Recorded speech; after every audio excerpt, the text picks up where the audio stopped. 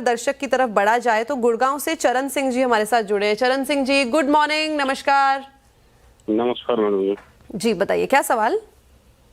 सवाल दो है मैडम। एक तो मैंने भेज रखा है डाबर पे, हाँ जी। और एक मैं अंबुजा सीमेंट लेना चाहता हूँ। अभी लूँ या थोड़ा होल्ड करके बाद में लूँ? ओके, डाबर पे जो आपने भेजा है, आपने ये लिखा है कि 100 शेयर्स हैं आपके पोर्टफोलियो में, 520 की आपकी खरीदारी है, 432 पे ये कारोबार कर रहा है।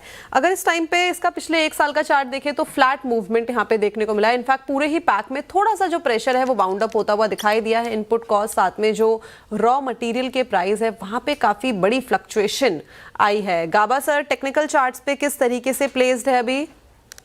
देखिए, एक इसका डाबर का चार्ट देखो तो एक लो देखा था हमने, करीब लो 400 के आसपास, फिर एक बाउंस मिला करीब 500 के आसपास ले गया, फिर एक लो लेवल देखा। लगता है यहाँ पर ये होल्ड करना चाहिए। हाँ, रेसिस्टेंस है ऑन द वे अप। एक पहला रेसिस्टेंस है करीब 500, फिर 520 का इनकी कॉस्ट है वहां पर। मौका मिलेगा लेकिन लॉन्ग हॉल होल्ड करना पड़ेगा और कॉस्ट के आसपास निकल सकते। क्या ये ऐड करें? बिल्कुल नहीं, होल्ड कीजिए सर, बट यू कैन, मौका मिलेगा निकलने का जरूर।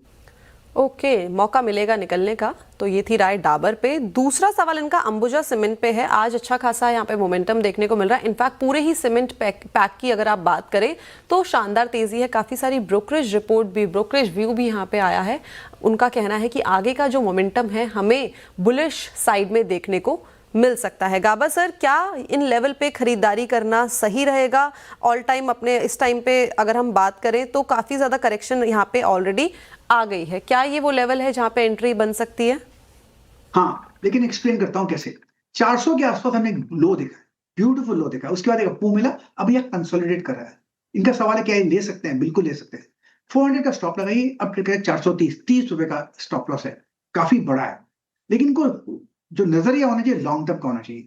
हाँ, पहले टारगेट आएगा करीब 500 का, फिर करीब 550 का भी आएगा, लेकिन अप्पू यहाँ से शुरू होने की संभावना अच्छी है। तो इट्स अ होल्ड ए। अगर किसी के पास है, किसी को खरीदना है, तो जगह तो अच्छी है। 400 का स्टॉप लगाई, 500 550 के लिए होल्ड कर सकते हैं, लेकिन वक्त लगेगा इसके लिए अंबुजा सीमेंट। ओके, वक्त लगेगा अंबुजा सीमेंट में। तो आप अपनी पोजीशन जो है वो होल्ड कर सकते हैं और साथ में 400 रुपए का आपको लगाना होगा टारगेट।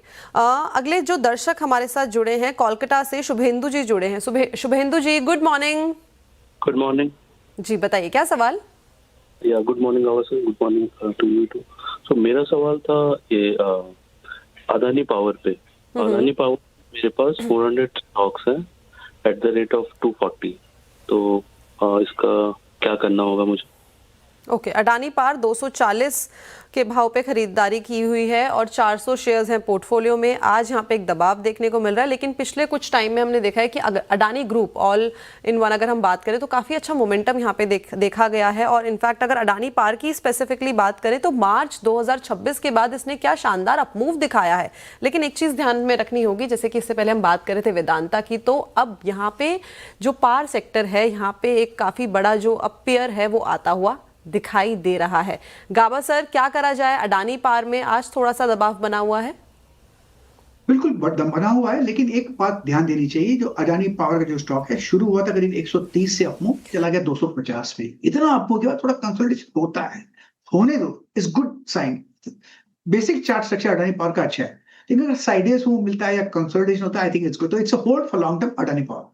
ओके, थोड़ा सा कंसोलिडेशन हो रहा है, लेकिन वो जायज भी है। इतना ज्यादा हमने अपमूव देखा था, तो थोड़ा सा यहाँ पे ये रेस्टिंग पोजीशन में बना हुआ है, तो आप यहाँ पे होल्ड करके चल सकते हैं। चलिए, वक्त हो गया है। एक सवाल गाबा सर मनोज गुप्ता जी का आया है। इनके पास बैंक ऑफ महाराष्ट्र के 2000 शेयर्स हैं पोर्टफोलियो में, 56 रुपीज की बाइंग है। ये बोल रहे हैं आने वाले 12 महीने कैसे रह सकते हैं। काफी अच्छा मुनाफा यहाँ पे इनको होता हुआ दिखाई दिया। इनफैक्ट पिछले एक साल में तो करीबन 6 से 65% के जो रिटर्न है इस काउंटर ने दिए हैं। आगे का आउटलुक कैसा? ऐसी जगह पे ट्रेड करें, न्यू हाई पर ट्रेड करें। कहीं पर रेजिस्टेंस नहीं है महाराष्ट्र बैंक में, ट्रेड करें 89.27 के आसपास। अब थोड़ा स्ट्रेच है, नो डाउट, थोड़ा अनस्ट्रेचिंग भी हो सकता है। 80 स्ट्रॉन्ग सपोर्ट जोन है, लेकिन कहीं पर भी वीकनेस नजर नहीं आती। It's a hold. तो नेक्स्ट लॉजिकल टारगेट 89 है, तो 100 का कर सकते हैं कि 100 हो सकता है, लेकिन एक बार 100 कर लेगा तो 133 भी हो जाएगा। तो अब मूव ऑन है महाराष्ट्र बैंक में, इनको ट्रेड करना पड़ेगा with stop loss. Okay, up move on है बैंक ऑफ महाराष्ट्र में, आप अपनी पोजीशन बना के चल सकते हैं। अगला सवाल अवनीश जी का आया है बजाज फाइनेंस में। आज ये काफी ज्यादा फोकस में भी बना हुआ है, अच्छी खासी तेजी, सुबह से ही सीएनबीसी आवाज लगातार इसको ट्रैक कर रहा है। करीबन 4.5% का इजाफा यहाँ पे भी है। बाइंग प्राइस बता देती हूँ, 944 पे इन्होंने बाई किया है और 6000 शेयर्स है इनके, सॉरी 650 शेयर्स है इनके पोर्टफोलियो में। क्या करा जाए? बजाज फिनसर्व, या बजाज फिनसर्व स्टॉक बढ़िया है। आज का जो बजाज move है, फाइनेंस, बजाज फाइनेंस। ओके, गलती मेरी, really sorry. Bajaj finance, yes, आज का मूव बढ़िया है। It's a breakaway gap, trade कर रहा है 958 के और स्टॉप होना चाहिए 940 का। Trading point of view target 1000 होना चाहिए, लेकिन structurally from long term point of view मुझे 1100 भी दिखाई दे रहा है, क्योंकि अब मूव ऑन है, शुरू हुआ है। It's a hold Bajaj Finserv. Okay, hold करके चलना है बजाज फाइनेंस को। अप मूव ऑन है, आज भी शानदार तेजी यहाँ पे देखने को मिल रही है। अजय जी का सवाल आया है टीवीएस मोटर्स के ऊपर। गाबा सर, इनके पास 300 शेयर्स है टीवीएस मोटर्स के, बाइंग प्राइस है 2797 रुपये। शानदार इजाफा यहाँ से भी हमें देखने को मिला है। अब आगे ये बोल रहे हैं आने वाले 2 से 3 साल इनको होल्ड करना है। क्या होल्ड करके चल सकते हैं या थोड़ा बहुत जो प्रॉफिट है उसको पार्शियली बुक कर लें? बिल्कुल होल्ड कीजिए और पार्शियल बुक प्रॉफिट नहीं करना चाहिए। ट्रेड करें 3437 पर। अभी जो मूव शुरू हुआ है आज, ये एक नया मूव शुरू हुआ है। Basically chart structure TVS motor का पॉजिटिव है और ऑल टाइम हाई करीब हमने देखा है 3009 के बाद 400 के आसपास। मुझे लगता है वो भी पार कर लेगा और शायद नेक्स्ट जो स्लॉट होगा या टारगेट होगा करीब 5000 का हो सकता है। अगर 5000 दिखाई दे रहा है तो यहाँ पर प्रॉफिट बुक नहीं करना चाहिए, कंटिन्यू होल्डिंग इट। आपको लॉक इन करना है प्रॉफिट तो 3300 का स्टॉप लगा सकते हैं, लेकिन actually continue holding it. Don't worry about lock in profits. Structure positive है, आपको मिलना चाहिए। हायर मूव देखेंगे आप TVS motor. Okay, structure positive है, 5000 तक के नंबर्स देखने को मिल सकते हैं। 3300 का आपको लगाना होगा strict stop loss. Gaba sir, thank you so much हमारे साथ जुड़ने के लिए और सारे क्वेश्चंस को आंसर करने के लिए। Thanks a lot for joining us today. Thank you Kanchan. आज जो प्रेफर्ड पिक है वो बैंकिंग क्षेत्र से और वो है State Bank of India. Reason क्या है? काफी स्ट्रेच हो चुके हैं तो था downside on higher time frame, तो बाउंस तो इनएविटेबल था, मतलब ज्यादा गिरावट थी, बाउंस तो बाद की बात। फिर एक अपमूव मिला करीब 3 हफ्ते से। लास्ट का वीक एक कंसोलिडेशन था, उसके बाद एक अपमूव मिला और क्रॉस किया है क्रूशियल लेवल 1000 का। अब ट्रेड करा है 1016 पर स्टेट बैंक ऑफ इंडिया।